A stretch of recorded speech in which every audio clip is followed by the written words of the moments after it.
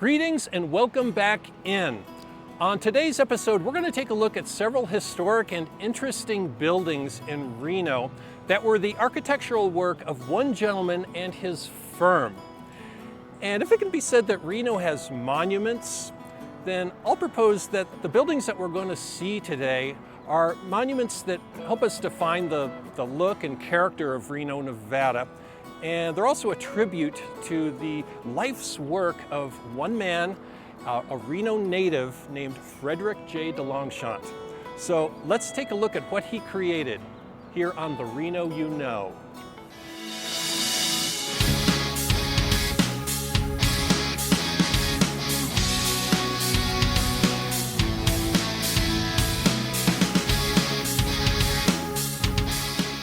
Today, when we think of what the look of downtown Reno is, we might think that it looks like a collection of hotel casinos, which it primarily is, and those more modern buildings went up in the 1970s with a slew of new edifices that went up in the year 1978 that would change the look and feel of downtown.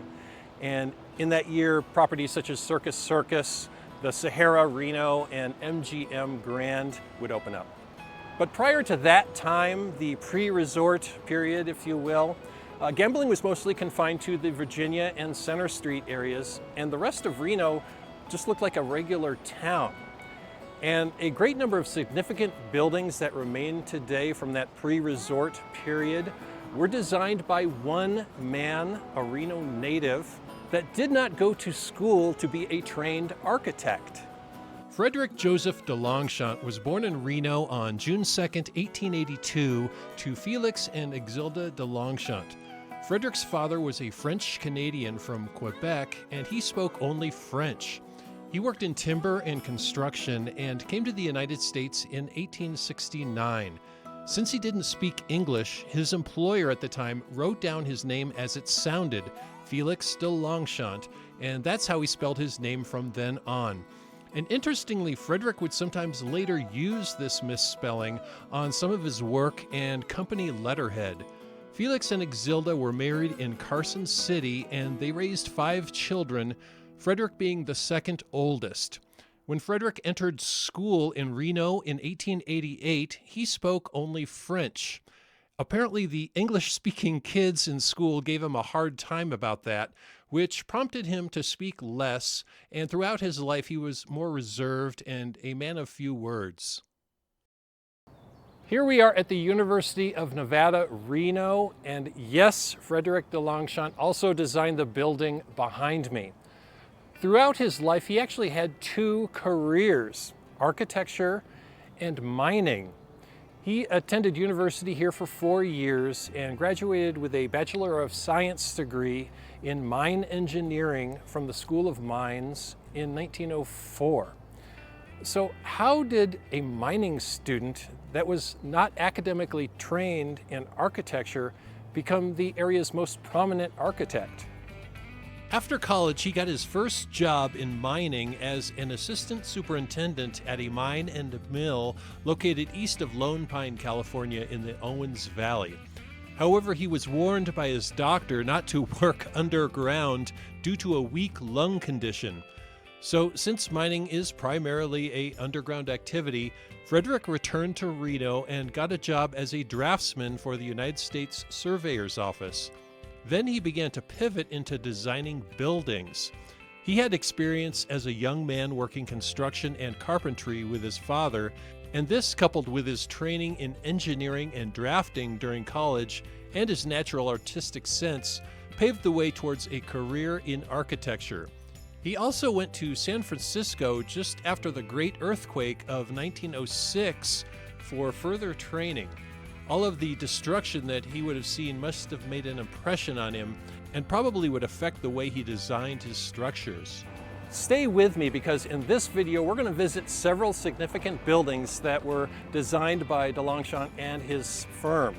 And over the course of that career, they would end up designing more than 500 buildings. So obviously we can't visit them all, but we are here at this first one. And Frederick received an astonishing commission very early in his career. In July of 1909, ads started to go up in the local newspapers soliciting plans for a brand new county courthouse. And this was going to be a competition, and the winner would receive $3,600 for their plans. And on August 27th, 1909, it was announced that the county commissioners had selected the plans submitted by Fred DeLongchamps.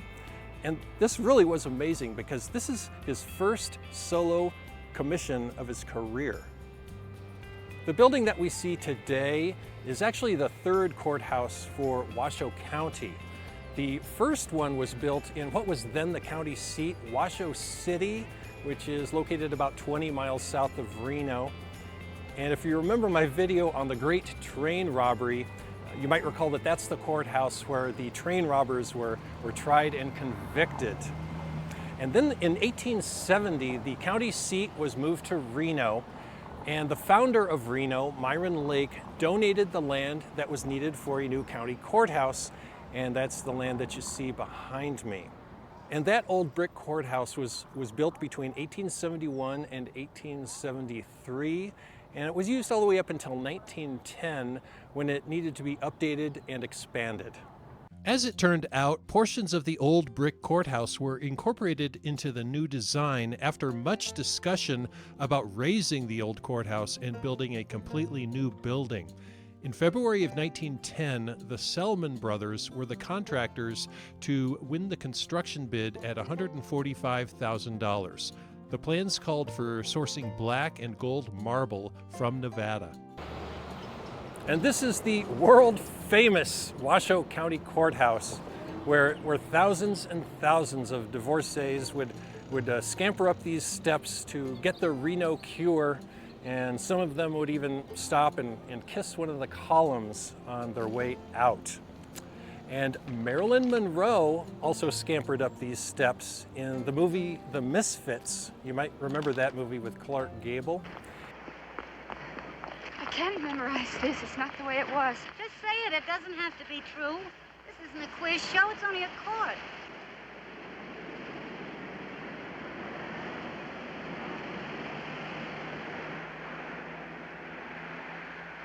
I just got off the plane. I'm not too late, am I? I don't want to hear anything. Just give me 5 minutes after 2 years. 5 minutes isn't such a lot. You can't have me now, so you want me, that's all. Please, I'm not blaming you. I never looked at it any different. I just don't believe in the whole thing anymore. Chip. And this also was the scene of the trial of heavy metal band Judas Priest, who in the 1990s were accused of subliminal messaging, which they ultimately were acquitted of. This is just a beautiful building from 1910. If you haven't been in the old courthouse in a minute, you might want to come check it out again. All the marble here, this great old mural depicting the old courthouse and the one we see today. All the people that have climbed these stairs. Wow. Now we're up on the second floor. We have this glorious rotunda of stained glass. As you may or may not know, my little brother Theodore is a nationally renowned stained glass artist. So take a look at this, Theodore. This mosaic on the floor. A lot of work. I'd like to hope that is original to the building. And Nevada landscape paintings by Hans Meyer Cassel. He was a famous artist from back in the day. There's portraits on the wall of judges from days gone by. And luckily it's really quiet here. Court must be done for the day, so we're not dealing with trainloads of people in here. Here's a portrait of the first judge in Washoe County. District Court for Washoe County, established 1861. Honorable Gordon Newell Mott, first presiding judge. This is the former main entrance. They don't use this doorway anymore. You have to go to the side of the building, but you can just imagine all the people over the decades, all those divorcees coming through these doors. If you're familiar with Reno, then you undoubtedly have seen our old post office building, which was built in 1934 on the site of an old library. And this was also designed by Frederick DeLongchamps. And this is one of, if not the most interesting building in Reno, architecturally speaking.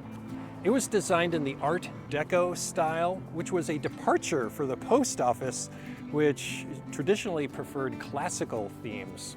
When it opened, this not only was the main post office for the city, but on the upper floors were housed several government agencies, including the Public Works Administration, the Social Security Administration, the FBI had an office here, and many others. And it's the use of decorative aluminum on the outside and especially on the inside that make this building really striking. This building is also listed on the National Register of Historic Places.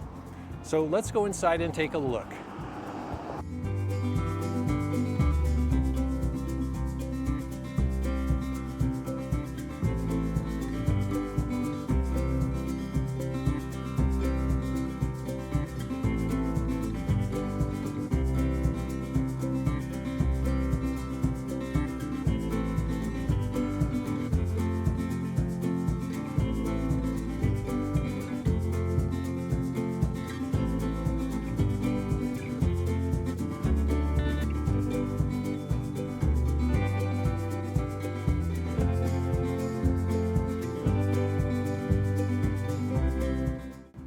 Frederick DeLongchamps was so admired in his day that he was actually made the official Nevada State architect early in the 20th century.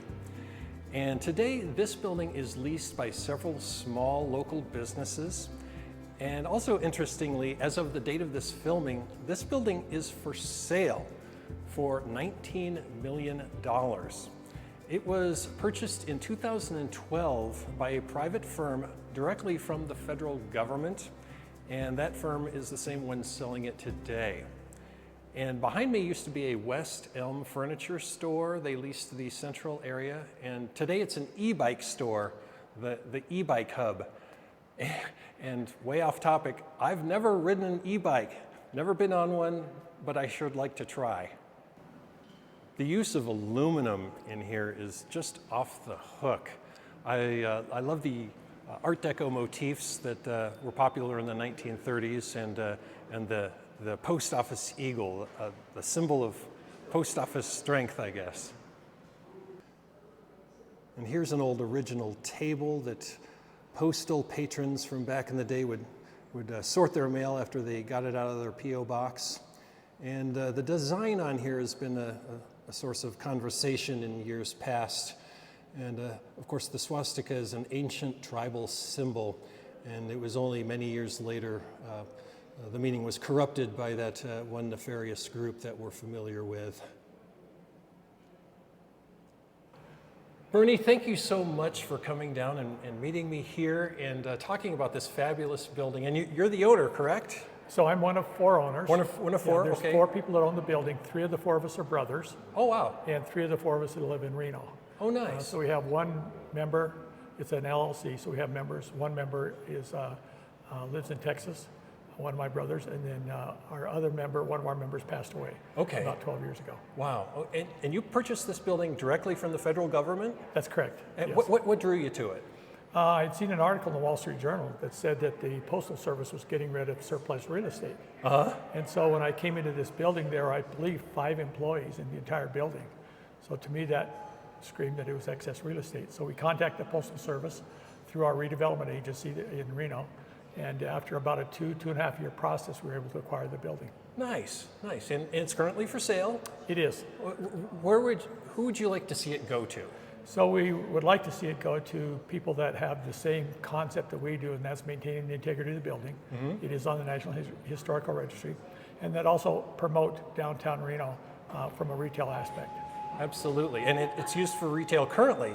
It currently is. So Yeah. the first basement and first floor are retail, second and third floors are office spaces. Okay, in my research on doing this video, government agencies, when this building was opened, used to occupy the second and third floor. That's correct. It was originally a federal building. So up on the second and third floor, there was a district courtroom was up there. Okay. Department of Agriculture. All of those people that are typically over by Reno High School on Booth Street were here, just a much smaller scale. Nice, nice. Can we go upstairs and take a look at those old offices? Absolutely. I'd love to show you. All right. So this is the third floor? This is the third floor. So we have a waiting area here. And most of the things that we've done is actually to put it back to what it was originally, because through the years, different postmasters had different concepts, different ideas. Sure. And so we basically put it back to the original blueprints. And we have a copy of the original blueprints as a result of the local postal maintenance people. And so we're very happy with that. And that's what we've been doing. We have Burning Man occupies a portion of this floor. Oh, nice. And then we have a financial advisor and then a couple of small businesses here on the third floor. So it's like a big donut. So in the center here, you can see DeLongchamps developed this, and it was called a light court. And you can see up on the top of the chimney, that's where the roof was when we first bought the building. Oh my And what gosh. they had done is taken the skylight out, sealed that, and had big air handling units here for air conditioning. So when we saw the blueprints, this was actually, like I said, a light court. And so we put it back to that. So we actually built the skylight, took that roof off, and opened it up. And you can see how daylight it is. The Yeah, other thing it's we did is beautiful. all of the windows, which have been approved by the Historical Commission, are operable windows. So you can open it up and get fresh air. Oh, nice. In the hallway. In the hallway. As a matter of fact, throughout the second and third floor. The building originally was designed for 4 floors. And so you can see the little corners there where they had access to the 4th floor, which was never built. Ah, yes. When we bought the building, the ceilings came just above the doors. So what they'd done is they'd come across here. These were cinder blocked up, and they had ductwork that came across here, and that's what provided the air conditioning to the offices. Oh, wow. And so when you looked at it, it was like a bowling alley. Yeah. It was just a long, hollow space. And so what we've done is lifted that all up, and you'll see in the offices we've done the same thing. We've got all the ceilings go all the way up to the trusses. And we did that for a number of reasons. The biggest one was because of lead paint. Okay. So there was lead paint obviously in the building, completed in 34. And what we did is we wanted to remove that all at one time, as opposed to every time you go into the ceiling for lights or heating and air conditioning, whatever it is, that you don't have to do that. So we've removed all of it, which gives it a much more airy feel for the space. But they're all operable windows. So again, you can open it up, and there's been study after, maybe, yeah. Oh, nice. There's been study after study that has indicated that fresh air is much better for office use than the controlled environment that you find in most office Oh, buildings. absolutely. What a great view as well. The Pioneer Center down there. Pioneer Center all the way up to Mount Rose. Yes, indeedy. Yeah, spectacular view here on the third floor. The other thing we've done, which is very unusual, is because the mechanical system was so bad, we ended up replacing that. So we have a heat exchange system. So as a result of that, every single office has its own thermostat. Oh, nice. So you can control it, where most offices it's 1 per floor, sometimes 2 per floor if it's a great big floor. But for us, every single office can control their own temperature. So you don't have people fighting over one thermostat. It's always the problem. It's always the problem. I've worked in an office, I get it. You understand what the issue is, exactly. These floors have all been redone also. These actually had the 9x9 asbestos tiles. Oh, really? And so we had all of those taken up one time. And fortunately for us, it's actually got the original maple flooring was underneath it, and we were able to keep that. So this and is so the- that's what this you see today is the original flooring. Yeah, that's amazing. That's so cool. So this is the west side of the building, Okay. and we're currently doing a little bit of renovation here. Oh, nice. This is a big space. It is a big space, right? And you can see the views aren't too bad. Looking up over the river and the mountains, downtown Reno. Oh, wow. Yep, there's the Riverside.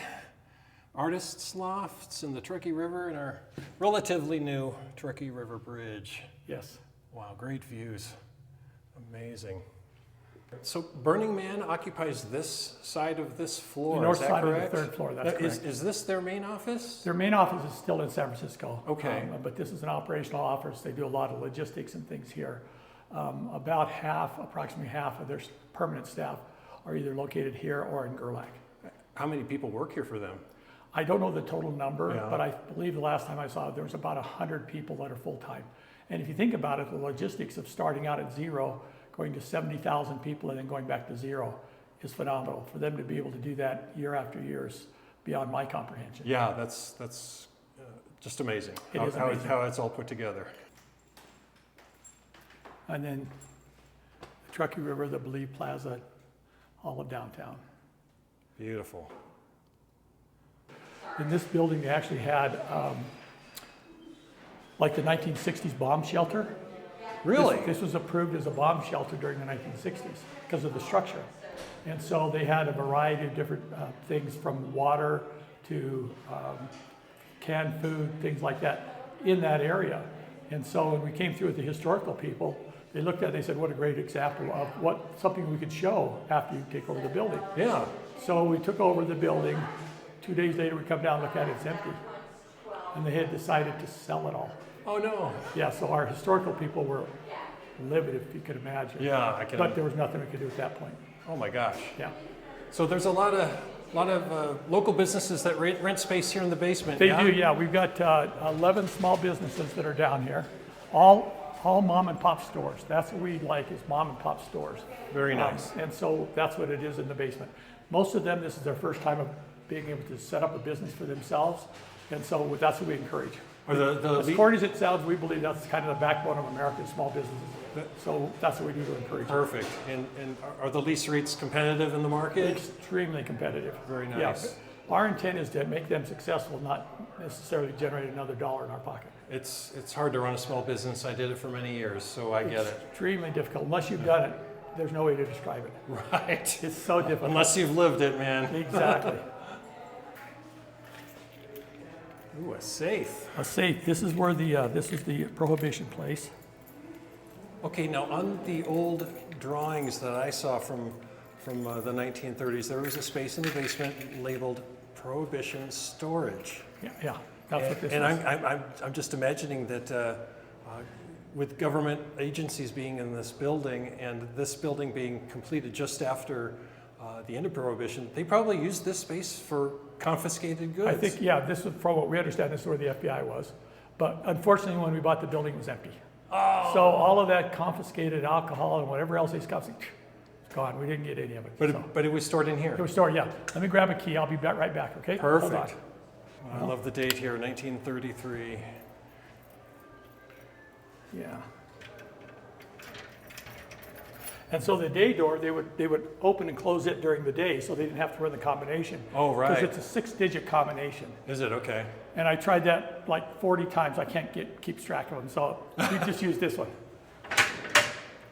So they would lock this, and this is actually rented out as storage. And this is all concrete reinforced. And so no one was going to be able to get into it. Of course, it's in a federal building also, so getting into it to start with. But this was the FBI prohibition storage area. How amazing is that? You can imagine just stacks of booze Crazy. in here. And you can see the walls are like over a foot thick, all reinforced concrete. No one was getting in here easily. Nobody was getting in here easily, exactly. So around the corner here, you see this kind of this low area here. And this is actually where they had the original furnaces. Oh, the furnaces so there were were here, yeah? 2 huge furnaces here that started out as coal-fired furnaces, and then they converted it to gas or to fuel, and then ended up going to gas. And so the big furnaces were here, and then they went into the chimney there, the duct into the chimney.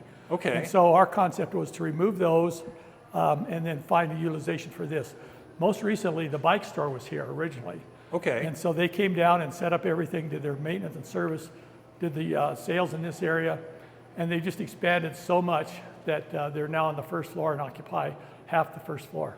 Very nice. And now they don't have to move e-bikes up and down stairs, right? Which has been a challenge, yeah. But you have to remember, they started out with never have been in that business before. Oh, that's great. And so these young folks had a chance to do it and have been extremely successful.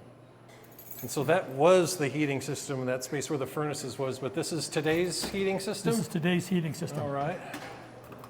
Okay, so we're going to walk into the heating system, which is basically a heat exchanger. And so Really? All these heat exchangers throughout the building tie into one converter here. And so our entire system is based right here with this. And so we have the water come in, it goes through here, it cools down the loop temperatures, which we keep track of here, between 70 and 110 degrees. And as a result of that, those heat exchangers work.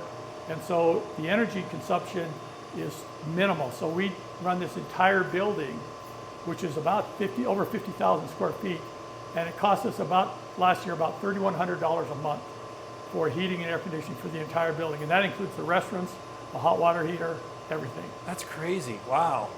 And I got to look good too, Bernie. I guess got to. Yeah, the makeup artist didn't do a very good job on me, I'm afraid. So. I'm telling you. Well, thanks so much for showing us around, Bernie. Appreciate the opportunity. It was a surprise meeting you here. I did reach out to you by email, but you were just already here. So here most days, yeah. So excellent. Thanks for showing us around, and good luck on the sale. Thank you very much. We appreciate the opportunity.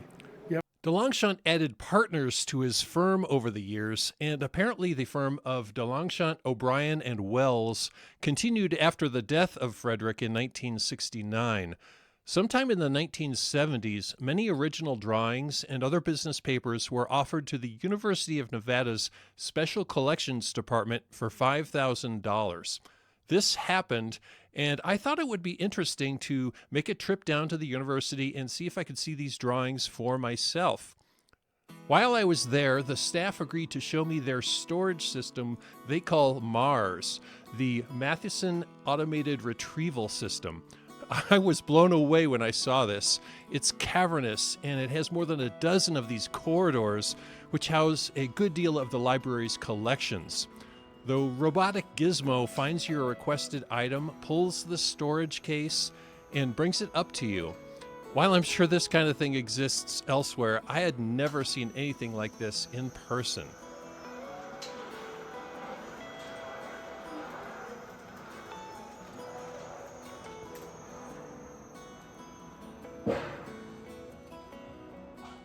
The Mars system retrieved one box that consists of things like business correspondence, Frederick's original mining degree, a fairly complete listing of all of the projects the firm completed between the years of 1905 and 1966, and a written account of Frederick's life, which was assembled as part of his being given the citation of Distinguished Nevadan by the University of Nevada in 1966. And oh yes, the staff also retrieved the original renderings and blueprints that they have of the courthouse and the post office.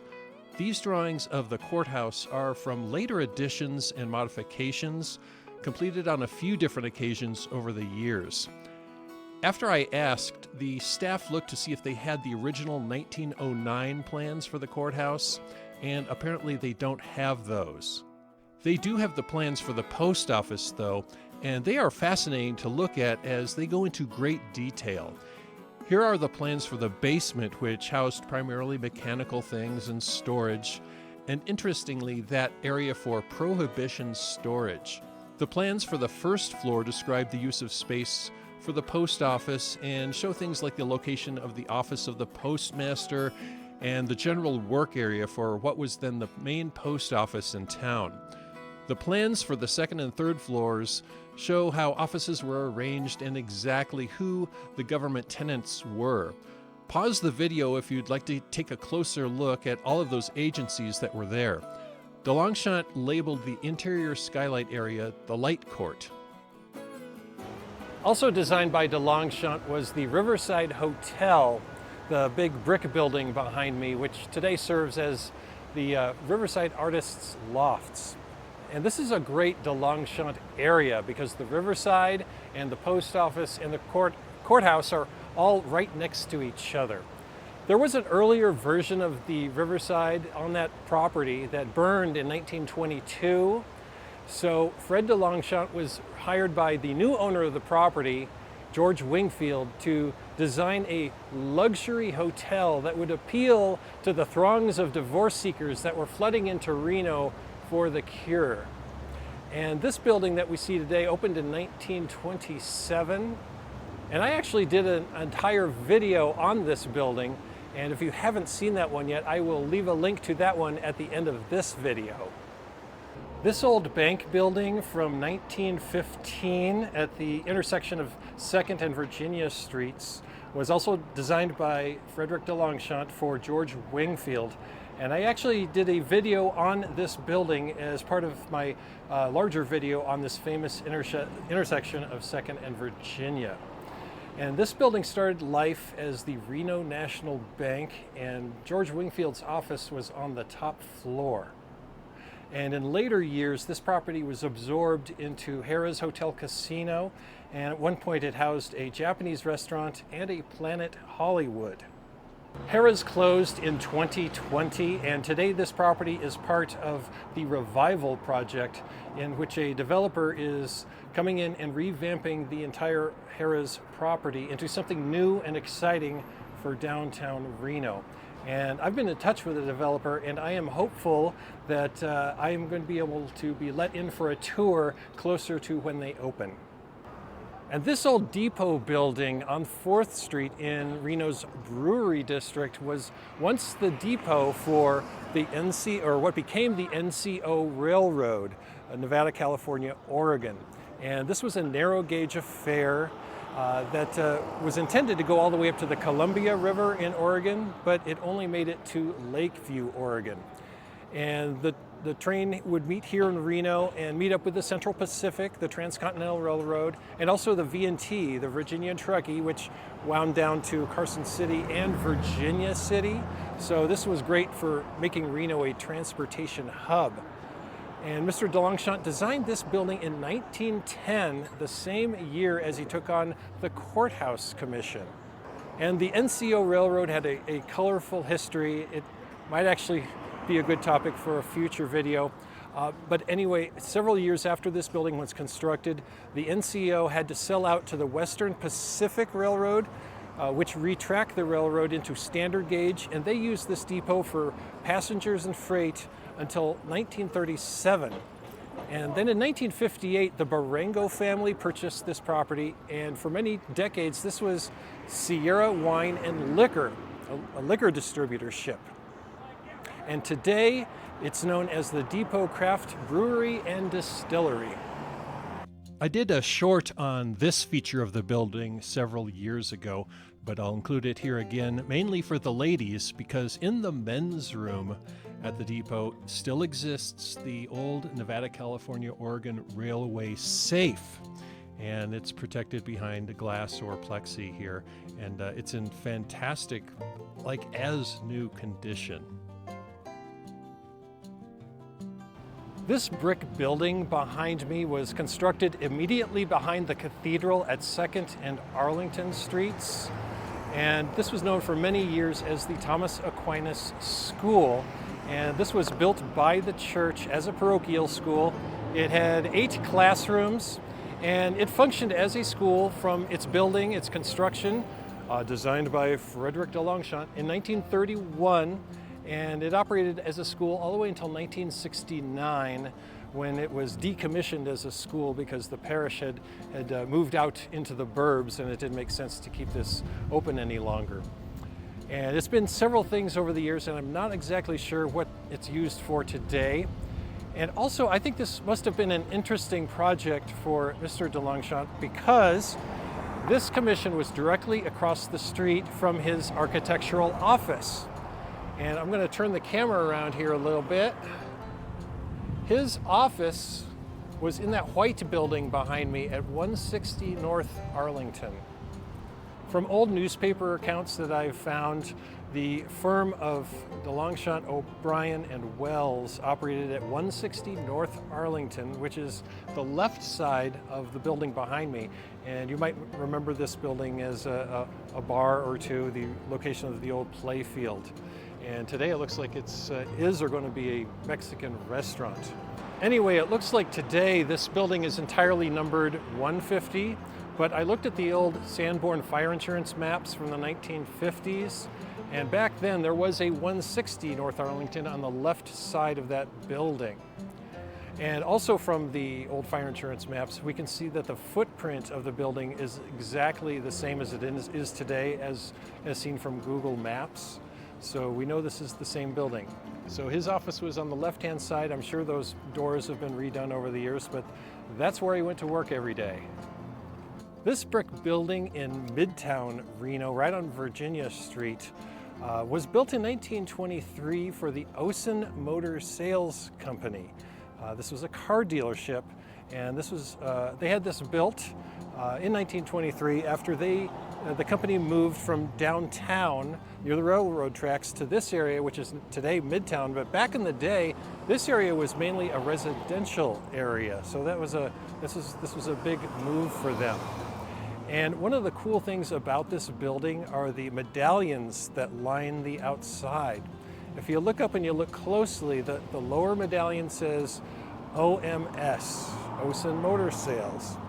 And the top ones in that star, DB, and that stands for Dodge Brothers. And here we are inside that southern addition, which was built in 1927 to house the service portion of the business. And if you've never been in Midtown Vape and Smoke, or is it Midtown Smoke and Vape? Regardless, if you haven't been in here before, you should come check this out, because this is a liquor store essentially in the service area of an old automobile dealership. Come check it out. So here we are at the back of the liquor store, and yeah, you could just imagine a service area for automobiles here. And here was the drive-in door, and I guess it still goes up, and they probably still use it to do deliveries here. But this is the old access to the old garage. These look like the old breakers. They probably aren't used anymore, and were from back in the auto dealership days. And this is Ethereal Studio, also in the old Osen building. And the nice lady here let me in, because this was the showroom, the automobile showroom for Osen Motor Sales. And you can see my reflection. Hello. But can you imagine all those old automobiles being shown off to buyers in the 1920s and the 1930s and such here? Too cool. There were many commissions for residences over the years, but I thought we'd stop at this one because, well, it's my favorite. This is informally known as the Honeymoon Cottage, and Frederick designed this in 1919, and he married his second wife here on property in 1926, and then they lived here for a period of time. The style of this building could be described as an English country cottage, and on the ground floor is a kitchen, a dining room, and a living room, and upstairs is one bedroom and one bathroom. So it's kind of cozy, but it sure is a cool building.